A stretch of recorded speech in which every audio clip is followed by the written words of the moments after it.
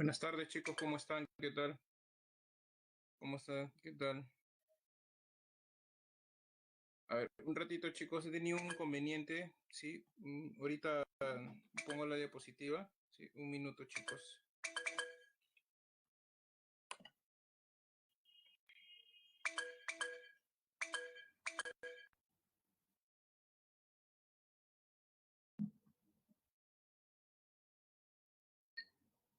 A ver, ahorita estamos, chicos, sí, tenía un inconveniente del Wi-Fi.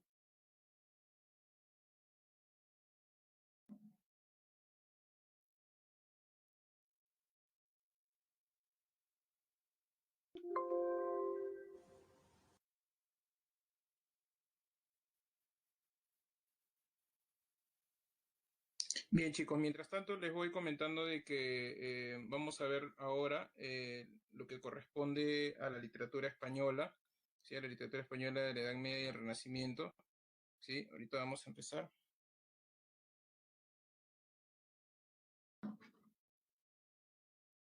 Y ahí está cargando ello. Como les decía, a ver, vamos a empezar esta parte de la Edad Media y Renacimiento.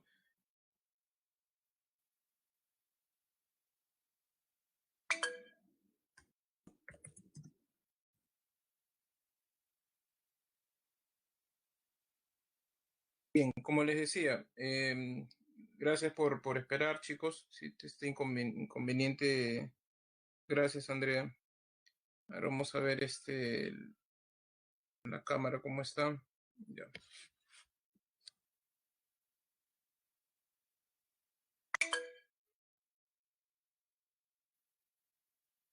Ya, bien. Vamos a ver lo que se escucha bien. Me avisan si se escucha bien, jóvenes. Sí, para ver el audio y todo esto. A ver, 1, 2, 3, 4, listo. Ya. Gracias, jóvenes. Sí. Disculpen más bien todo esto, el inconveniente tecnológico, a veces falla. Bien, vamos a empezar rápidamente. Entonces, lo que vamos a ver hoy día corresponde a lo que es el Renacimiento y la Edad Media, ¿no? La literatura española. Este es nuestro contenido, ¿no? La literatura medieval española, ¿no? Vamos a ver sobre todo las coplas a la muerte de su padre, ¿no? Entramos al siglo de oro en el aspecto del Renacimiento, ¿no? Y el barroco lo vemos después.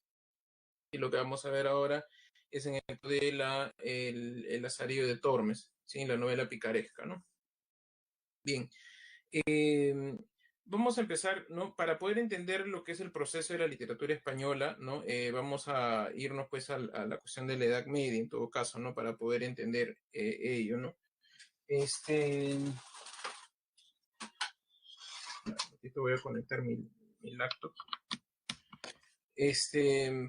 Para comprender todos estos aspectos, ¿no? Vamos a empezar cómo se origina de alguna manera la literatura española, ¿no? A ver, lo que más o menos explicamos en la Edad Media, ¿no? Sobre esta cuestión por ejemplo, el Imperio Romano, ¿no? ¿Se acuerdan? El Imperio Romano era un vasto, extenso, ¿no? Que de alguna manera para ellos cuando conquistaban los territorios no es que imponían un gobierno, ¿no? O sea, es decir, ponían un romano a gobernar estos diferentes pueblos, ¿no? No ocurría así, realmente, ¿no? Lo que ocurría era que cuando conquistaban un territorio, normalmente ponían a un gobernador, ¿no? O a alguien, ¿no? Como parte del pueblo, ¿no? Así el pueblo conquistado no sentía que alguien externo los dominaba, sino que era alguien del mismo pueblo, ¿no? Lo que sí hacían los romanos era cobrar, ¿no? Los tributos, ¿no? Mediante eso, ¿no? Bueno, más o menos como que los diferentes lugares tenían pues cierta independencia, ¿no? Entre comillas, ¿no? Pero siempre estaban bajo el dominio romano, ¿no? Cuando ingresan los érulos, cuando ingresan los diferentes pueblos bárbaros a tomar el poder, ¿no?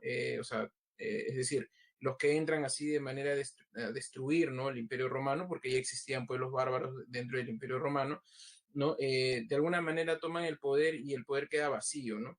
Estos grupos, ¿no? Entran con su propia religión, su propia cultura, ¿no? Etcétera, etcétera, ¿no? y lo que va a ocurrir es simplemente que ante ese temor, porque eran los vándalos, por ejemplo, ¿no? O sea, hicieron muchos destrozos dentro de lo que es el Imperio Romano, tenían mucho temor de que estos pueblos los sometan, ¿no? Estos pueblos nuevos, ¿no? Sometan a estas nuevas tribus, ¿no? Y o sea, estas nuevas tribus los sometan a estos pueblos que ya vivían dentro de Roma. Y aparte que el imperio tampoco no era tan estable, ¿no? Y como habían estos gobernantes que eran propios de los pueblos, ¿no? Cuando sintieron ese vacío de poder, aprovecharon casi de inmediato para independizarse, ¿no? Así en lo que se conoce como la Hispania romana, ¿no? Ahí se van a encontrar los diferentes pueblos descendientes de los visigodos, los godos y los ostrogodos, ¿no? Estos pueblos bárbaros que se van a acentuar dentro de la Hispania romana, ¿no? Y que con el paso del tiempo pues se da, es parte de la península ibérica, ¿no? Lo que viene a ser el reino de España, ¿no?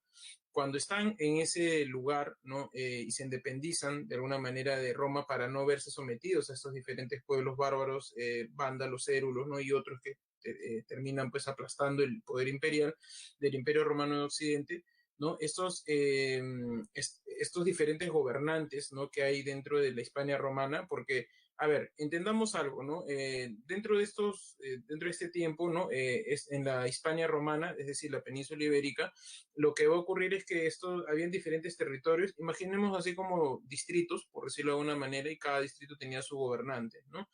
Estos diferentes gobernantes cuando se independizan de Roma Central, ¿no? Lo que va a ocurrir es que van a convertirse en señores feudales, es decir, se apartan del gobierno, ¿no? Romano y comienzan a tener cierto poder, ¿no? Comienzan a tener más territorios, se hacen dueños de estos territorios, ¿no? Comienzan a tener gente trabajando en estos lugares, en los campos, ¿no? La agricultura comienza a crecer, ¿no? El feudalismo comienza a acrecentarse dentro de estos lugares, ¿no?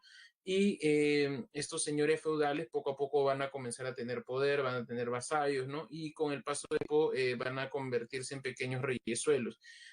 Más o menos en el siglo VI, VII ya se pueden ver esas pequeñas reyesuelos, ¿no? Señores feudales, ¿no? Como por ejemplo se puede ver en el poema Mío Sig, ¿no? Estos pequeños reyesuelos, por ejemplo, van a ser el reino de Castilla, el reino de Navarra, el reino de Cataluña, el reino de Valencia, Zaragoza, Granada, ¿no? Etcétera, ¿no? Pequeños reinos que, por supuesto, todos están sometidos, ¿no? O sea, de estos pequeños reinos todos son independientes, ¿no? Sin embargo, hay ciertos reinos que tienen mucho poder dentro de ellos, ¿no? Y de alguna manera están a la sombra de estos reinos, ¿no? Como es el caso del reino de Castilla y el reino de Navarra. Los diferentes pueblos que hay ahí son más pequeños, no tienen tanto poder, no tienen tanto arsenal armamentístico, ¿no? Entonces están como que sometidos, ¿no? A estos dos reinos poderosos, ¿no? Que se puede ver pues dentro del poema Mío Sig, por ejemplo, ¿no? Cuando se están afianzando en siglo V, VI, ¿no? VII, en el siglo VIII, ¿no? O sea, ya habían aparecido los musulmanes, ¿no? Con Mahoma, ¿no? Y comienzan a acrecentar la religión del Islam, ¿no? Y entonces comienzan a tener una guerra santa, ¿no? Comienzan a convertir a los infieles, ¿no? Y en un momento van a entrar a Europa, ¿no? Y entran a España, ¿no? Específicamente a la península ibérica, ¿no? Y comienzan a conquistar los diferentes territorios, ¿no? Lo mismo, como un efecto dominó, ¿no? Una vez que conquistan a los principales territorios, ¿no? Los diferentes territorios se terminan sometiendo a los otros, porque son pequeños reinos, ¿no? Que se sometían a estos reinos como Castilla y Navarra, ¿no? Al conquistar Castilla y Navarra, los otros pueblos no pueden hacer nada y se terminan sometiendo a los árabes. Estos pequeños reinos se terminan convirtiendo en lo que se conoce como califatos, ¿no? Califatos son reinos, ¿no? De los reinos árabes. Son diferentes reinos, ¿no? Que nosotros conocemos a nivel así, mnemotécnico, ¿no? Como al-Andalus, ¿no? O sea, al-Andalus no era un imperio árabe, nunca lo fue, ¿no? Lo que eran diferentes reinos, ¿no? Árabes que se le conocía como el reino árabe, algo así, ¿no? Pero en realidad eran diferentes reinos, ¿no? Que se conoce como al-Andalus, ¿no? Pero nunca fue un imperio, ¿no? Así como el imperio romano, ¿no? El imperio carolingio, ¿no? No fue así, ¿no? Era sobre todo diferentes reinos, ¿no? Que tenían el nombre de al-Andalus en ese aspecto, ¿no? ¿Qué más? Bueno, ahora, no es que los sometieron totalmente, ¿no? O sea, no es que hubo una dominación extrema, porque si no, no hubiese existido la llamada reconquista, ¿no? Porque esta reconquista fue impulsada por diferentes reinos, es decir, todavía existían reinos, ¿no?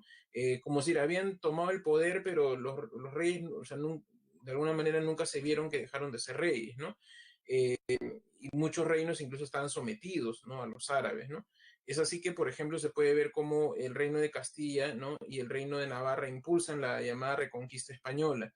Con esa Reconquista Española empieza durante todo lo que es el afianzamiento de la nación española durante 8 siglos, ¿no? Comienzan a ganar sus territorios, ¿no? Luchas contra los árabes, ¿no? Y poco a poco van a ir ganando, como se puede ver también en el poema mío, sí, Zaragoza, Barcelona, ¿no? Valencia, ¿no? Los mismos pueblos, Castilla y León, Navarra, ¿no? Entonces ellos comienzan a recuperar los territorios, ¿no? Hasta que el último bastión, ¿no?, de los musulmanes, ¿no?, el último califato era el reino de Granada, ¿no? En ese tiempo existieron pues califatos muy importantes, ¿no?, como el califato de Medina, por ejemplo, el califato de Granada, ¿no? Y bueno, cuando los diferentes reinos terminan liberando el reino de Granada, o sea, los votan a los musulmanes del poder, ¿no? Lo que queda ahora es el pueblo para España, ¿no? El pueblo español, ¿no? Eh, lo mismo que ocurrió cuando los árabes invadieron la península ibérica, ¿no? Los reyes como que no dejaron de ser reyes, ¿no? En este caso, cuando uno habla de la expulsión de los musulmanes, no es que todos se fueron, ¿no? Sino que a medida que iban recuperando los territorios, hubo ciertas pues negociaciones, ¿no? Por ejemplo, habían muchas familias, por ejemplo, que trabajaban en la agricultura, tenían su vida, tenían sus tierras ahí, ¿no? Y entonces, de alguna manera, los españoles los dejaron también que trabajen las tierras, ¿no? Pero para ello tenían que dejar de ser musulmanes, ¿no? Y entonces tenían que convertirse del Islam al cristianismo, ¿no? Entonces los convertían y a estos musulmanes convertidos, ¿no?, se les conoce como moros. ¿Sí? Se les conoce como moros a estas personas, ¿no?, convertidas del Islam al cristianismo. Lo que se puede observar durante todo ese periodo, por supuesto, es una llamada guerra santa, ¿no?, porque hay una lucha religiosa entre el Islam y el cristianismo, ¿no? También lo que nosotros podemos observar durante la Edad Media es un periodo de estratos sociales, estratificación. La sociedad está muy estratificada en ese aspecto, es decir, la palabra del rey vale, es la ley, no, tú no lo puedes contradecir, como se puede ver en el poema mío Sig, por ejemplo, ¿no? Rey lo destierra al Sig y no le da derecho ni siquiera a réplica, nada, por supuesto, ¿no? Luego está la corte, ¿no?, del rey y por supuesto, por último, el pueblo. Esta reconquista española, ¿no?, como les decía, ¿no?, llega a su fin en 1492, ¿no? En 1492, cuando se libera Granada, se da la unificación territorial de España y, por supuesto, la unificación política también. Ahora, ¿qué es lo que va a ocurrir a nivel económico y social? Lo que pasa es que pese a que les dejaron, ¿no?, a los árabes, o sea, a los diferentes pueblos, ¿no?, que estaban viviendo ahí de la agricultura, los dejaron ahí, ¿no?, que sigan trabajando, ¿no?, de alguna manera. Pero ¿qué es lo que ocurre? Hay una animadversión al árabe, ¿no? Hay ¿cómo podría decirle? Hay una discriminación a ellos, ¿no? Siempre se les tomaba como personas que habían conquistado su territorio, ¿no? Y les van a hacer la vida imposible, ¿no? Y a veces había decretos que los terminaban expulsando de sus territorios, ¿no? De sus chacras, por ejemplo, ¿no? Entonces lo que comienza a ocurrir durante el siglo XI, luego XII y sobre todo en el siglo XIV y XV es que comienza a haber una deserción demográfica en diferentes partes de la península ibérica, exactamente donde había muchas chacras, donde había mucha agricultura, ¿no? Porque los terminan botando en algunos casos, los terminan arrasando o simplemente se van porque hay mucha animadversión contra ellos, ¿no?, contra los árabes. La deserción demográfica se propicia dentro del siglo XIV, ¿no? En 1300 más o menos, ¿no? Y comienza a acrecentarse dentro del siglo XV, es decir, en 1400. Cuando se produce la expulsión de los moros de Granada, eso fue lo definitivo, ¿no? O sea, no solamente habían pueblos que eran expulsados, ¿no?, por leyes externas a ellos, sino que también mucha gente se solidarizaba y decían, ¿sabes qué? Ya estoy harto aquí, ¿no? Y me voy, ¿no? También había una cuestión de regresar a su tierra, ¿no? Es decir, a los pueblos árabes, ¿no?, al Medio Oriente. Entonces también comienza a haber durante el siglo XV, ¿no? Siglo XVI, perdón, o sea, 1500 comienza a irse, ¿no?, el pueblo árabe de España, ¿no? Entonces durante el siglo XVI hay una deserción muy fuerte, ¿no? Hay cuadros estadísticos donde se ve esos problemas de la economía, no hay gente que trabaje en las chacras, ¿no? No hay, la agricultura se ha caído, ¿no? Eso, al no haber agricultura, comienza a faltar alimentos en cuanto a ello, ¿no? Falta alimentos, ¿no? No hay mano de obra. Muchos de los pueblos árabes que se quedaban convertidos a moros trabajaban, no era la mano de obra de España, pero de pronto ya no hay mano de obra, la agricultura se ha caído, por lo tanto no hay alimentos, ¿no? Y eso va a generar pues una crisis en el siglo XVI, ¿no? De que hay desabastecimiento, ¿no? No hay gente para contratar, ¿no? Hay mucha informalidad, ¿no? Pero ¿qué es lo que ocurre para los españoles, ¿no? Ocurre algo, ¿no? Toda esa crisis social que se está viviendo por la expulsión de los árabes es tapado por el descubrimiento de América, ¿no? Eso comienza a ser algo propagandístico, ¿no? Comienza a ser algo que comienza a desarrollarse, ¿no? A tener esta idea de tapar la crisis, ¿no? Bajo la idea de un reino conquistador, ¿no? Pero si realmente estuvieran así en un apogeo, ¿por qué hubo mucha gente que se quería ir? Claro, uno era la fiebre del oro, sí, correcto, ¿no? Es verdad, pero también era porque no había trabajo en España, ¿no? Además, hay que sumar algo. Durante el siglo XVI, España comienza a sufrir, ¿no? El embate de los árabes, es decir, los árabes durante todo el siglo XVI y siglo XVII, ¿no? Quieren recuperar al andaluz y hay muchas guerras, ¿no? El famoso combate de Trafalgar o de Lepanto, por ejemplo, ¿no? Son victorias españolas, pero un país sometido a diferentes guerras, ¿no? A luchas contra los árabes, eso no va a estar bien. La economía, que antes era de la agricultura, ¿no? Se basa ahora en una economía marítima, es decir, construcción de barcos, ¿no? Pero ¿cuál es el problema? O sea, toda guerra siempre pues implica gastos e implica destrucción, ¿no? No solo de vidas, sino también de instrumentos, ¿no? O sea, costeaba un barco que costaba carísimo, ¿no? Y de pronto luchabas contra los árabes, ¿no? Y el barco se destruía, ¿no? Hay pérdidas humanas, pérdidas materiales, ¿no? Y eso va a ir acrecentándose, pero las victorias hacían de que la propaganda española, ¿no? A nivel imperial decían que eran los mejores, ¿no? Y que era el imperio español y que tenían la armada invencible, ¿no? Entonces, eso de alguna manera tapa esa crisis social que comienza a agudizarse a mediados del siglo XVI, 1550, ¿no? Durante todo ese periodo, ¿no? Ya hay algo que, o sea, es claro, no hay comida, no hay trabajo, el país está en guerras, ¿no? Y la corona española lo que hace es subir el, este, los impuestos, ¿no? Para poder tapar, ¿no? Ese déficit fiscal, ¿no? Eso es más o menos el contexto, ¿no? De España para llegar a este periodo del siglo de oro español, ¿no? Ahora, en contraposición a lo que ocurre a nivel cultural, ¿no? Con el nivel social, paradójicamente, ¿no? España está en una decadencia, o sea, está entrando a una crisis social fuerte, ¿no? Por todas estas cuestiones mencionadas, pero a nivel cultural comienza más bien a mostrarse como un apogeo, ¿no? El llamado siglo de oro español, que en realidad son dos siglos, ¿no? El Renacimiento, siglo XVI, y el Barroco, siglo XVII, ¿no? Durante estos periodos, ¿no? Por ejemplo, lo que va a ocurrir es que comienza, ¿no? España, ¿no? Ya había descubierto América, ¿no? Los reyes, los Trastámara, es decir, los reyes católicos, ¿no? Habían heredado de alguna manera, o sea, habían conquistado América, ¿no? Y su hija, Juana I, ¿no? Se casa con Felipe el Hermoso, ¿no? El rey, el príncipe austrohúngaro, ¿no? Del Sacro Imperio Romano Germánico, ¿no?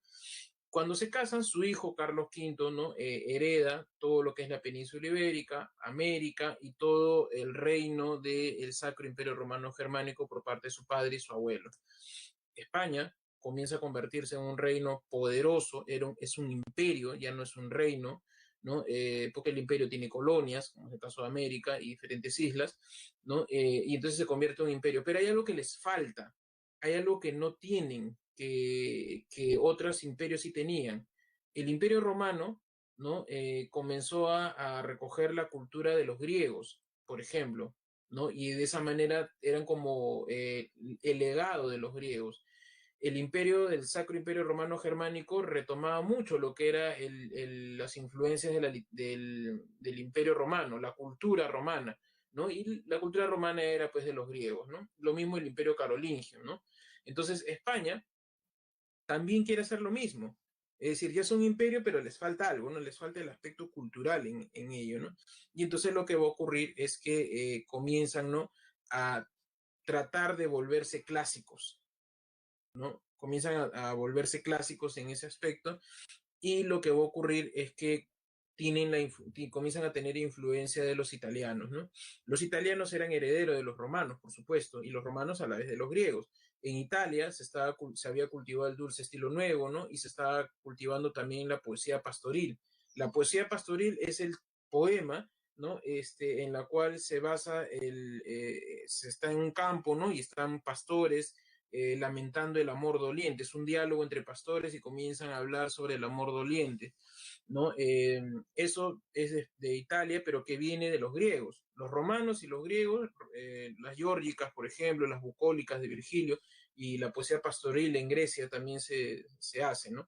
Eso es un legado que los italianos tienen y los españoles también toman y comienzan a aparecer la poesía pastoril, como es el caso de Garcilaso de la Vega, ¿no? Garcilaso de la Vega hace sus églogas, ¿no? Que tiene todo este tópico de la poesía pastoril. Pero, ¿qué es lo que ocurre? Los españoles le dan una vuelta de tuerca a eso y comienza a aparecer algo que ya en Italia había aparecido, ¿no? Que era la novela pastoril. Es decir, ya no era un poema, sino que era la historia, igual, en el campo, de pastores, ¿no? Que contaban su amor doliente, pero en prosa, ¿no? Y con una narración. En España aparece toda una especie literaria, ¿no? De la novela pastoril, ¿no? Recuerdo cuando enseñé este curso en San Marcos, me acuerdo que yo encontré como, o sea, hay toda una saga, ¿no? Como 35 novelas, más o menos, de novela pastoril, ¿no? La gente comenzó a crear novelas pastoriles que tenían, incluso el mismo Cervantes, ¿no? Tiene una novela pastoril, que es La Galatea, por ejemplo, ¿no? Entonces, de esa manera, ¿no? Se ligan a la cultura, a Occidente, ¿no? Por ejemplo, ¿no? Es decir, a los orígenes de la tradición, se quieren de alguna manera también ser parte de esa gran cultura, ¿no? Pero no solamente está la literatura, la novela pastoril, sino que también comienza como herencia de los romanos, que también viene de los griegos, ¿no? La llamada novela bizantina. La novela bizantina es una novela de aventuras, una novela en la cual un personaje se mete en muchísimos problemas, viaja a través, ¿no? En navegaciones, ¿no? Y es capturado, puesto esclavo, recuperado, ¿no? Vuelve a ser príncipe, ¿no? Todas esas novelas, o a veces son una historia de amor de dos personas que no pueden, que se aman, luego se separan, ¿no? Y comienzan a sufrir unas diferencias, aventuras, ¿no? Hasta que al final nuevamente este, logran estar, ¿no? La novela bizantina, ¿no? La novela de aventuras, ¿no? Que viene de la novela de los griegos, ¿no? Eso se estaba desarrollando en el siglo XVI, o sea, de 1500 a 1550. También otra de los textos que se comienzan a desarrollar es la novela de caballerías. La novela de caballerías, eso vino desde Francia, del siglo XII, ¿no? 1100 más o menos comienzan a aparecer esas historias de caballeros, ¿no? Una de las historias de caballeros que comienza a surgir más o menos en el siglo XIII es el Amadís de Gaula, ¿no? El Amadís de Gaula no es un caballero, no es la novela por excelencia de caballerías, ¿no? Y a finales del siglo XV, o sea, 1480, 70, y todo un apogeo de lectura de las novelas de caballería, ¿no? En ese tiempo las novelas de caballería, siglo XV, ojo, comienza a situarse de que las novelas de caballería sí tienen algo de historia, ¿no? O sea, es decir, que partía de hechos históricos, pero que con el paso del tiempo se llenaba de leyenda, ¿no? O sea, que sí había existido, por ejemplo, eh, Lancelot, que había existido Amadís de Gaula, por ejemplo, ¿no? Tristán, ¿no? Son caballeros, ¿no? Y que de alguna manera eran pues parte de las novelas que habían existido realmente, ¿no? Y que por eso se contaban sus historias en las novelas de caballerías, ¿no? Para el siglo XVI, el apogeo de las novelas de caballería llega hasta 1530 aproximadamente. Hay una serie de reediciones, ¿no? De las novelas, ¿no? El Amadís de Gaula tiene como 15 ediciones, por ejemplo, ¿no? En una década. Pero todo eso se cae ya más o menos en 1530. Hasta 1550 ya la gente ya está aburrida de las novelas de caballería. Ya no se imprimen como antes, ya la gente no está leyendo, 1550 más o menos, ¿no? Ya pasado 1550 ya no hay lecturas de la novela de caballerías, ¿no? Por eso siempre hay que tener cuidado cuando se escucha de que El Quijote canceló la novela de caballería. ¿Qué canceló? Si el Quijote aparece en 1605 y hace 70 años ya no había el apogeo de las novelas de caballería. ¿Canceló las lecturas de novelas de caballería? Tampoco. Y eso se comprueba a nivel estadístico, porque ya no se estaban imprimiendo las novelas de caballería, ¿no? Entonces siempre hay que tener cuidado, ¿sí? Hay que tomarlo de otra manera, más bien como que corta una tradición, ¿sí? Eso es poco distinto a la idea de ello, porque cuando se imprime el Quijote, las novelas de caballería ya no se imprimían ya, ¿no? Entonces, profesor, pero de repente se hace, ¿no? Mira, es como si ponieras el ejemplo acá, ¿no? Estamos en el 2021 y si me dijeras que escribo una novela cancelando las novelas modernistas, pues. Las novelas modernistas no se escriben desde, creo que 1918, 20. O sea, han pasado 100 años, ¿no? Y ya no se escriben novelas modernistas. Y eso, porque creo que la última novela modernista, no tengo la fecha exacta, pero está por ahí, 1915, 18, 20, vamos a ponerle, ¿no? Entonces, siempre hay que tener cuidado con ello, ¿no? Y también está la novela mística, ¿no? La novela religiosa, ¿no? Tiene algunas cuestiones de las pastoriles, algo, pero sobre todo está la idea de la aparición de Cristo, ¿no? La aparición de la Virgen María, los santos, ¿no? La llamada novela mística, ¿no?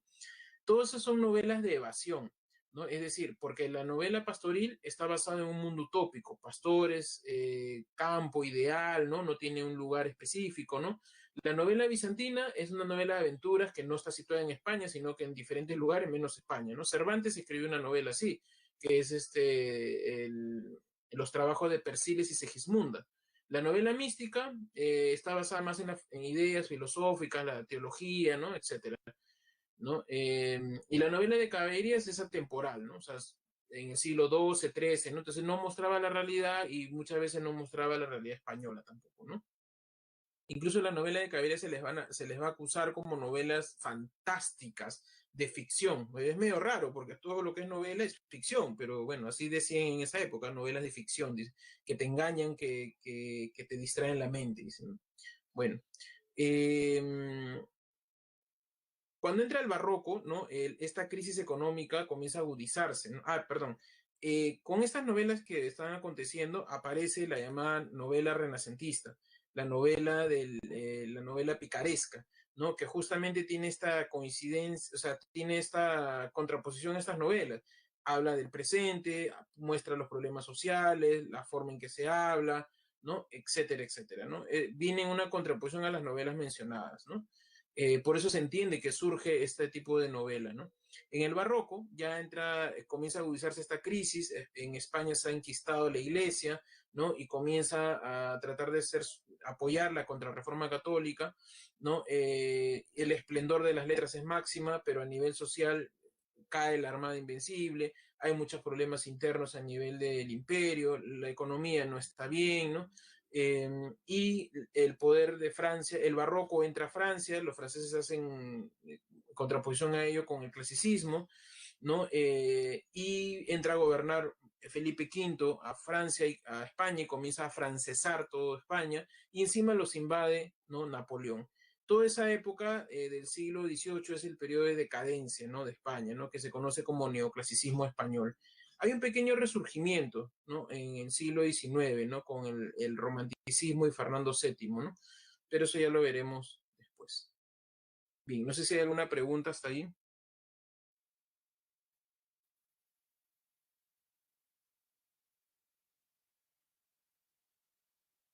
¿Todo está claro, jóvenes?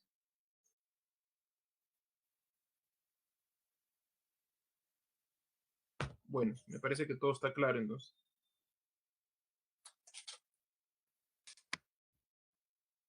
Bien, entonces vamos a ver a Jorge Manrique, ¿no? Retrocedemos nuevamente hasta la Edad Media. Y Jorge Manrique es un poeta que de alguna manera marca el fin de la Edad Media, o sea, española, y nos muestra, avisora lo que va a ser la Edad Moderna. Su poesía es esencial para la literatura española, es el germen de toda esta literatura. Muchos de los temas que se observan aquí en Jorge Manrique, lo del barroco, por ejemplo, lo van a desarrollar, el Renacimiento, la generación del 27, por ejemplo, también retoma esta idea del mar como la muerte, por ejemplo, ¿no? Rafael Alberti tiene un libro que se llama Marinero en Tierra, ¿no? La idea de la muerte está presente, ¿no? La fugacía de la vida es propio del barroco, el engrandecimiento, la exaltación de la imagen de una persona es propio del Renacimiento, ¿no? Entonces, todo eso ocurre, ¿no? O sea, de alguna manera son las características que la literatura española va a tomar y que hasta el día de hoy se desarrollan, ¿no? Bien, entonces Jorge Manrique es el poeta por excelencia, el poeta elegíaco, ¿no? Que es una elegía, es un poema fúnebre, ¿no? Que se canta, ¿no? Se realiza la muerte de una persona, ¿no? O un hecho luctuoso, ¿no? Por ejemplo, ¿no? Y entonces Manrique es considerado como el poeta elegíaco por excelencia de la lengua castellana, ¿no? Su máxima obra es Coplas a la muerte de su padre, ¿no? En la universidad, yo recuerdo que en el curso de literatura española medieval, ¿no? Me hicieron leer todo Manrique, ¿no? Cuando uno estudia literatura te hacen leer toda la obra, ¿no? No lees fragmentos. Y realmente puedo decir, después de haber leído toda la obra de Manrique, porque Manrique tiene poemas agrícolas, poemas morales, poemas religiosos, poemas de todo índole, pero realmente las coplas a la muerte de su padre es la composición por excelencia. Realmente la otra poesía, prefiero no opinar, ¿no? En cambio, esta realmente es extraordinario, ¿no? Como decía en ese prólogo, que recuerdo mucho de ese libro, decía, a Jorge Manrique le hubiese bastado escribir, ¿no? Estos dos versos que conocemos bastante, ¿no? Nuestras vidas son los ríos que van a dar a la mar, que es el morir. Con eso le bastaba a Jorge Manrique para pasar a la inmortalidad. Y usted dirá, profesor, pero ¿cómo va a ser? Bueno, veamos los presocráticos. Ustedes saben que en los presocráticos hay fragmentos nada más. De Heráclito, por ejemplo, hay 2, 3 fragmentos y ha pasado a la historia, ¿no? Por ejemplo, ¿no? Un río no pasa 2 veces por el mismo lugar, ¿no? Pasó a la historia, Heráclito, ¿no? Entonces lo mismo hubiese pasado con Manrique, ¿no? Eh, el género de las coplas a la muerte de su padre, ¿no? Es género lírico, la especie es la elegía, poema fúnebre, ¿no? Es el lamento por la muerte de una persona, está escrito en lengua culta, ¿no? O sea, no está en un lenguaje coloquial ni popular, por supuesto. Cuando se dice estilo sentencioso, quiere decir reflexivo, ¿no? Reflexivo, ¿no? Sentencioso, sentencia las ideas que está poniendo, ¿no? Etcétera, ¿no? Eh, bueno, posee 40 coplas, ¿no? Las coplas a la muerte de su padre, y ahí está la estructura, ¿no? Versos, tiene 2 estancias, ¿no? Es decir, agrupaciones de 6 versos, ¿no? Las estrofas, ¿no? Y tiene versos octosílabos de pie quebrado. El pie quebrado es la estructura en cómo está. Son octosílabos y el pie quebrado es el que está en 4, ¿no? Es decir, la estructura es 8-8-4, 8-8-4. ¿No? Supuestamente este sonido, ¿no? Que se propicia imita el tañer de las campanas, ¿no? Y recordemos que en la tradición, cuando se hacen sonar las campanas en un pueblo es porque alguien ha muerto, ¿no? Entonces supuestamente el 8-8 es cuando se eleva la campana, ¿no? Y el 4 es cuando suena y baja, ¿no? Y otra es vuelve a subir, ¿no? Y así. Supuestamente está de ese modo, ¿no?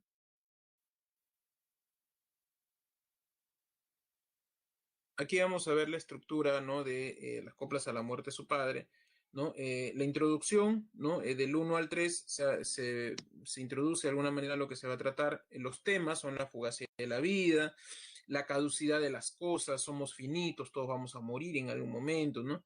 Hay una nostalgia del pasado, ¿no? Del pasado, la muerte está presente para todos, ¿no? La igualdad de todo, la muerte nos iguala, ¿no? Por decirlo.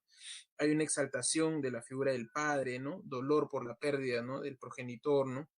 Bueno, como decía, en la introducción, una de la copla 1 a la 3 nos introduce más o menos qué es lo que va a tratar. Luego en la copla 4 hay una invocación a la cristiandad, a Cristo, ¿no?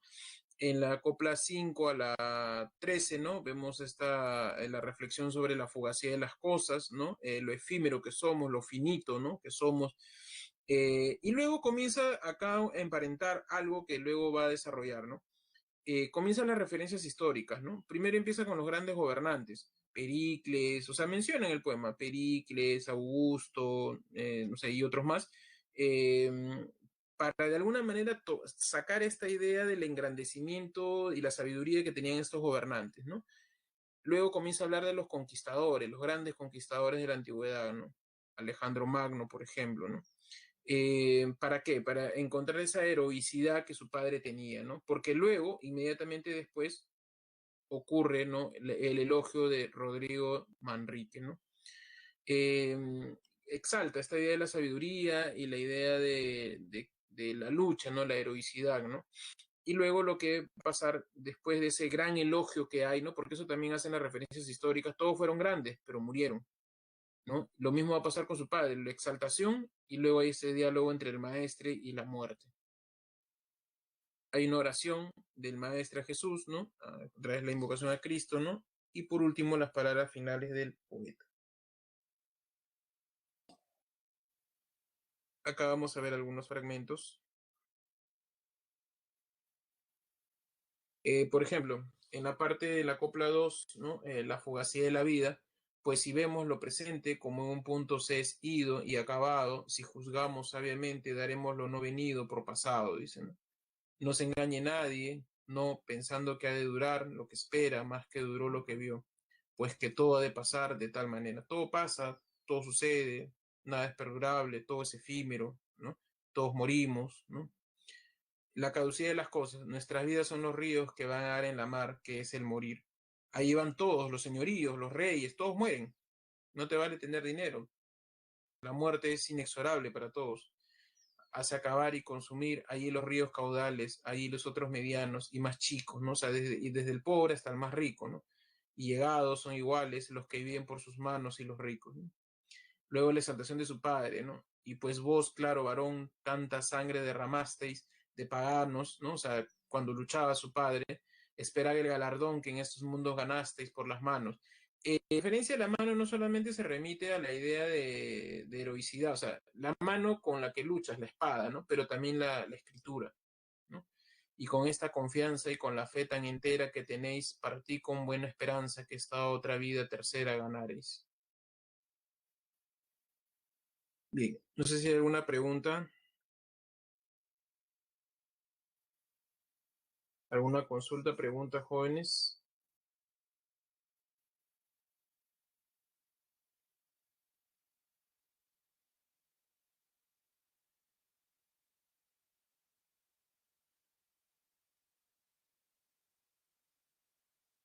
Lisbeth, ¿en qué coplas habla sobre Pericles y otros gobernantes? Aquí lo he puesto, Lisbeth,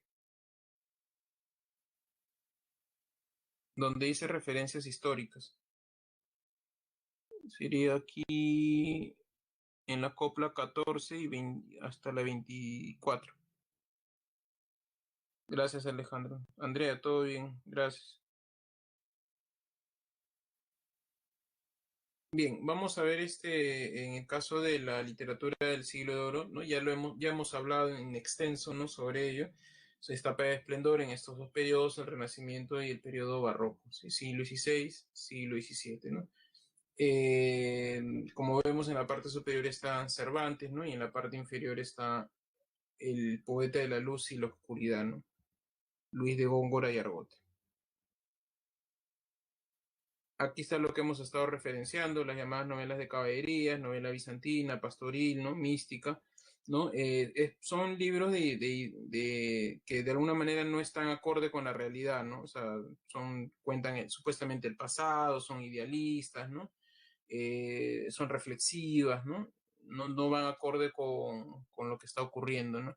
Por eso surge una novela renacentista, ¿no? Que de alguna manera muestra la realidad. Estas novelas como la novela picaresca, el Guzmán de Alfarache, este, el Buscón llamado Don Pablo, ¿no?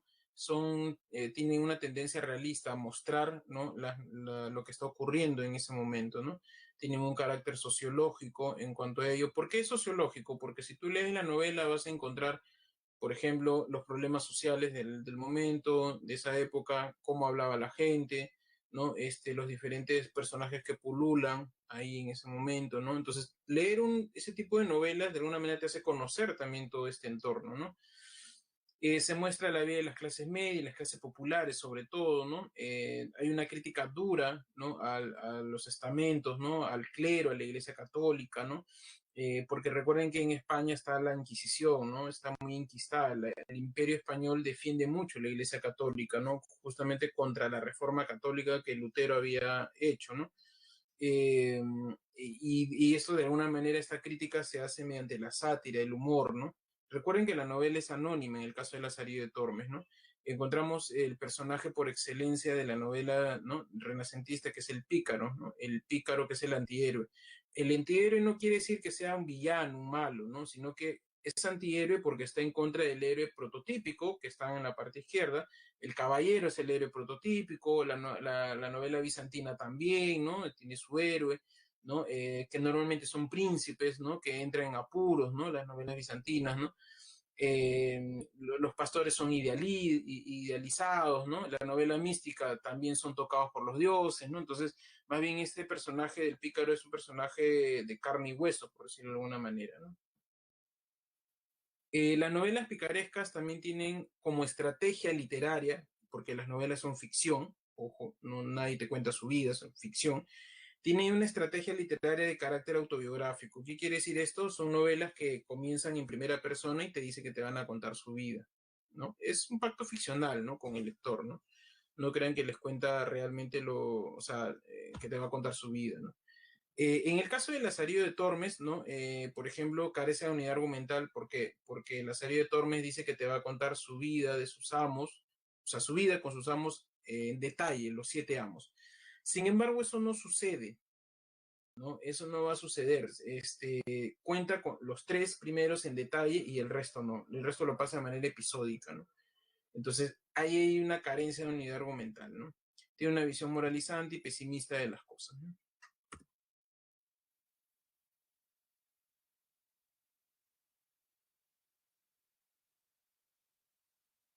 Bien, vamos a ver aquí en el Lazarillo de Tormes, ¿no? Género épico, especie de novela picaresca. La estructura tiene un prólogo donde el autor, ¿no?, en el prólogo te dice que va a utilizar un estilo grosero, ¿no? O sea, popular, ¿no? Está dividido en 7 tratados, ¿no? Ahí hay un error, por si acaso, te lo voy a decir. El primer tratado está con el ciego, ¿no? Tratados son como capítulos, ¿no? El ciego, el clérigo, el escudero, el fraile mercedario, el buldero, el capellán, y en el tratado 7 debe decir el alguacil, ¿sí? También está el archipestre, ¿ya? Pero hay un problema ahí. Lo que pasa es que debe ir el alguacil porque el alguacil con el resto, ¿no? O sea, excepto el archipestre, son sus amos, es decir, el ciego, el clérigo, el escudero, el fraile, el buldero, el capellán y el alguacil son los amos de Lázaro. El archipestre no es amo de Lázaro, ¿sí? El archipestre es su jefe de Lázaro ahora, ¿no?, que es muy distinto a tener un amo, ¿no? ¿Sí? Entonces hay que tener cuidado, ahí falta el alguacil. Lo que pasa es que, ¿cuál es el inconveniente? Lo que ocurre es que, como les decía, ¿no?, como ya no describe en detalle, el alguacil sabe en cuánto trata una línea. Dice, y ahora mi amo es el alguacil y lo deja ahí, ¿no? Y por eso después viene el archipestre y nos dice, ahora estoy trabajando con el archipestre, ¿no? Etcétera. Bien, los temas, la honra y la pobreza, ¿no? También hay crítica al clero, ¿no?, la posición de las clases sociales, ¿no?, la venganza, ¿no?, etcétera. La novela empieza, ¿no?, al pie del río Tormes, ¿no? Lázaro, ¿no?, en Salamanca, ¿no?, al pie del río Tormes, Lázaro dice, yo soy Lázaro de Tormes, te voy a contar mi vida en detalle con mis 7 amos, ¿no? Mi madre no sabía quién era mi padre, ¿no? Por lo tanto, me entregó, ¿no?, a mi primer amo, que es el ciego, ¿no? Ahora, ¿cuál es la característica del ciego? Le enseñó la vida, le enseñó lo que es el significado de la vida, le enseñó a ser un pícaro, ¿no? El ciego pedía limosna y así se ganaba la vida y vivía bien, se emborrachaba, comía bastante, ¿no? A Lázaro a veces lo maltrataba, ¿no? Y poco a poco Lázaro comienza a agarrarle un poco de tirria al ciego, ¿no? Cuando comía, por ejemplo, el ciego se emborrachaba, ¿no? Y Lázaro con la justa tomaba un vaso de agua, ¿no? Y comía un par de panes, ¿no? Mientras que el ciego pues comía su banquete de carne, queso, panes, ¿no? Y vino, ¿no? Hay un momento donde por el hambre, ¿no? Lázaro deja pues de respetar al ciego y comienza a robarle, ¿no?, la comida, ¿no? O sea, comen los dos juntos, ¿no? Y comienza a quitarle la comida. El ciego en un momento no se da cuenta, pero después ya Lázaro, como se dice, se excede en ello, ¿no? Y el ciego se da cuenta que cada vez come menos, ¿no? O sea, él. Y después se escucha que agudiza el oído y escucha que Lázaro está comiendo más de la cuenta, ¿no? O sea, muerde más de la cuenta y palpa el piso, ¿no? Y se da cuenta que hay migajas de queso, carne, ¿no? Y entonces hay un momento donde se da cuenta que es Lázaro quien hace eso, ¿no? Y un día están comiendo y Lázaro comienza a agarrar la comida y sin darse cuenta el ciego agarra y se le tira el jarrón, ¿no? Y le rompe los dientes, ¿no? Con ello, Lázaro dice, ¿saben qué? Hasta aquí nomás y me voy, ¿no? Pero antes se va a vengar, ¿no? Un día están pasando por un riachuelo, ¿no? Hay un poste de madera y como Lázaro era su lazarillo del ciego, comienza a pasar, ¿no? Por ahí el ciego le dice que sí puede pasar, le dice, sí, pasa nomás y se choca contra el poste de madera, como se observa ahí, y cae al riachuelo y es arrastrado mientras que Lázaro se va vengado y riéndose, ¿no? Las acciones se trasladan a Toledo, ¿no? Luego, Lázaro está con el clérigo, ¿no? Y hay una crítica al sacerdocio, al clérigo, ¿no? El clérigo tienen el discurso, pues, de dar de comer al hambriento y todo ese tipo de cosas, ¿no? Lázaro se va con el clérigo pensando que va a comer bien, ¿no? Sin embargo, el clérigo lo mata de hambre. Es que el clérigo le dice, en mi casa sobra comida, yo te voy a dar las sobras, pero no le había dicho que en realidad la sobra era lo que él podía dejar en el plato, y a veces el clérigo no dejaba nada. El mismo Lázaro dice que bajó más de 20 kilos, era hueso y pellejo durante toda su estancia. Hay un momento donde se harta y como se ve en la imagen, ¿no? Ve que la comida está guardada en un baúl y va hacia el baúl y trata pues de robarse la comida, ¿no? No puede hacerlo, así que le hace un forado por el costado y saca la comida y lo devora, ¿no? Cuando viene el clérigo viene y dice pues que qué pasó acá, ¿no? Está todo removido, ¿no? Piensa que son espíritus, ¿no? De pronto ve el hueco y eso son ratas, ¿no? Y comienza a poner trampas para ratas con comida, ¿no? Y piensa pues de que, y Lázaro se ríe pues porque se come la comida del clérigo y encima la comida para las ratas también, ¿no? Hasta que el clérigo un día le cuentan de que en realidad a otra persona le pasaba lo mismo, ¿no? Y era pues una culebra quien había entrado, ¿no? Entonces se le cuenta a Lázaro, Lázaro se ríe y en la noche lo atormentaba el clérigo con el sonido como de culebra, ¿no? Hasta que un día el clérigo se llena de valor, agarra un palo y comienza a agarrar a palazos a la culebra y en realidad era Lázaro, ¿no? Y dice que se va y Lázaro pues se va también, ¿no? Cuando está pidiendo limosna un día Lázaro afuera de las iglesias para sobrevivir pasa un escudero, ¿no? Viene bien vestido, como se ve en la imagen, ¿no? En el Tratado 3 y entonces Lázaro lo comienza a seguir, ¿no? Y llega a su casa y se da cuenta, pues, de que en realidad el escudero vivía en una posilga, no tenía ni donde caerse muerto, no trabajaba, era misio, ¿no? Solo tenía esa vestimenta, ¿no? Que se la daba o sea, había sido escudero de una persona, ¿no? Y eso él creía, pues, que con eso ya no tenía por qué trabajar porque estaba en otro estatus, ¿no? Pero no le daban ninguna pensión, nada vivía cuando visitaba familia y comía así, ¿no? Pero después se moría de hambre, ¿no? Y Lázaro dice, bueno, ya, ¿no? Se identifica con él porque ambos pasan pobreza. El escudero vive de las apariencias, ¿no? Bueno, y Lázaro comienza a pedir limosna, ¿no? Y comienza a mantenerse él y al escudero también, ¿no? Todo bien hasta que el escudero comienza a pedirle más dinero, que pida más limosna, ¿no? Y Lázaro se harta, un día discuten, y el escudero lo bota, ¿no? Y le dice, ya me voy, pues, ¿no? Pero le agradece también que lo haya tratado bien, ¿no? Hasta ahí en detalle. Luego lo que va a ocurrir en la novela es que Lázaro comienza a contar pues muy breve las cosas, ¿no? Y lo que va a ocurrir es, por ejemplo, es que aquí por ejemplo, después del escudero, ¿no? Lázaro nos dice que está con el fraile mercedario. Una página nomás nos dice que el fraile mercedario le regaló sus sandalias, ¿no? Y que lo hizo porque lo iba a hacer caminar, ¿no? Durante todo el pueblo, o sea, durante varias semanas lo hace caminar tanto, ¿no? Mandando cosas, ¿no? Que se le acabaron las sandalias, ¿no? Se le rompieron las sandalias y todo. Luego pasa media página, de pronto Lázaro se despierta un día porque huele a quemado, no sabe por qué, ¿no? Está oliendo a quemado y de pronto él está en una choza, ¿no? Nos dice, yo estaba aquí con el Buldero era un sacerdote que vendía bulas papales, ¿no? Documentos del Papa, pero estos documentos eran falsos. Entonces el pueblo se ve engañado, ¿no? Y al descubrir ello, ¿no? Les prenden fuego a la cabaña donde estaban durmiendo, ¿no? Y Lázaro se despierta justamente, ¿no? Quemándose y se va, pues, ¿no? Después, en 3 líneas, nos dice que ahora está pintando cántaros de agua con el capellán. ¿Sí? Luego, este, por último, ¿no? Nos dicen una línea que ahora está con el alguacil, en el Tratado 7. Después de eso, Lázaro nos dice que está trabajando para el archipestre. El archipestre no es su amo, sino su jefe. Lázaro ahora trabaja como pregonero de vinos, está vendiendo vinos, ¿no? Con el archipestre y lo que va a hacer simplemente es está vendiendo vinos, se ha institucionalizado, ha dejado de ser un marginal, ha dejado de ser un pícaro, se ha insertado al sistema, recibe una pensión, trabaja, ¿no? Y encima se ha casado con la criada del archipestre. Eso hace de que Lázaro se le conozca esta parte, ¿no? Como el pecado de Lázaro, porque Lázaro ha renunciado a su vida de pícaro.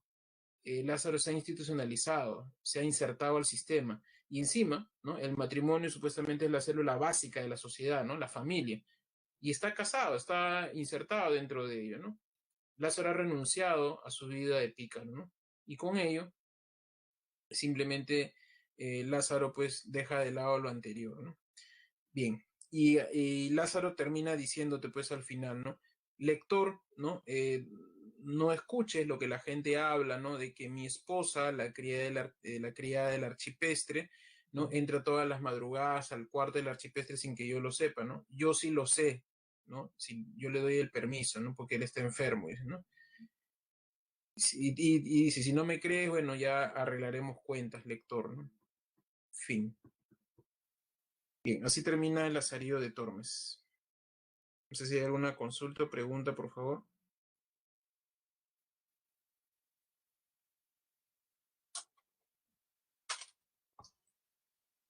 Preguntas, jóvenes.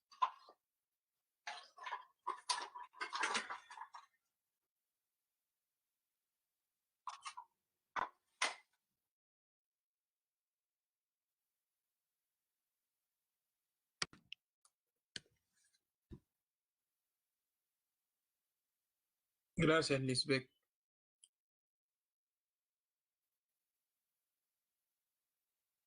Bien, entonces les doy las claves, chicos. Gracias, Isabel. A ver, copien las claves, chicos, ya acabamos la clase. ¿Sí? A ver, copien las claves para poder sacar la diapositiva. Gracias, Alejandro. Gracias, Paula. No, gracias a ustedes. Disculpen más bien el haberme problemas tecnológicos que suelen pasar. Sí, claro, Valeria, sí. Eso es lo que no quiere ver Lázaro. Vive de las apariencias, ¿no? Sí. Gracias, Fabiana. Igualmente, cuídense todos, chicos. Que tengan un buen fin de semana. Hasta luego.